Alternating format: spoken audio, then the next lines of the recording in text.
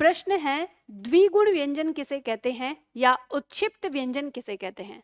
अगर हम परिभाषा की बात करें तो द्विगुण व्यंजन या उत्क्षिप्त व्यंजन में जब हम इनका उच्चारण करते हैं तो हमारी जीभ ऊपर उठकर मूर्धा को स्पर्श करती है और झटके के साथ नीचे आती है।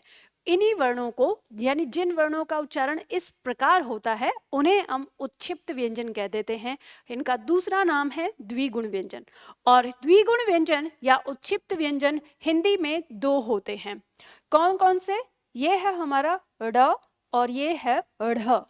ठीक है, जब हम इनके अगर उच्चारण स्थान या कहें कि इन्हें कहाँ रखा जाता है उसकी बात करें तो ये हमें ट वर्ग में देखने को मिलता है। हम इसे ट वर्ग के साथ रख लेते हैं। क्यों?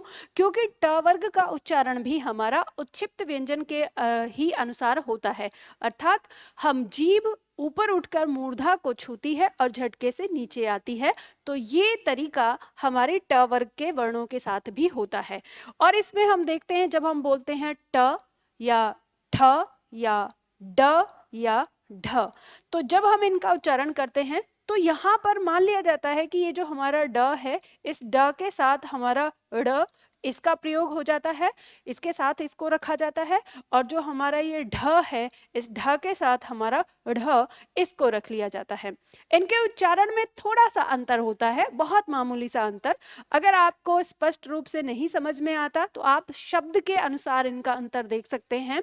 इनका प्रयोग कब कहाँ कैसे होता है ये भी मैं आप लोगों को पढ़ा चुकी हूँ, तो आप उसे देख सकते हैं।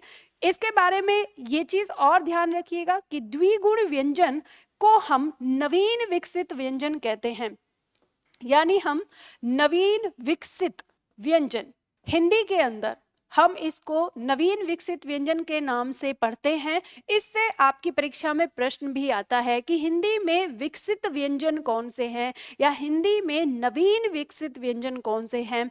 तो इसमें आपका उत्तर द्विगुण व्यंजन के अंदर हमारा ये ड और ढ ये दो आता है।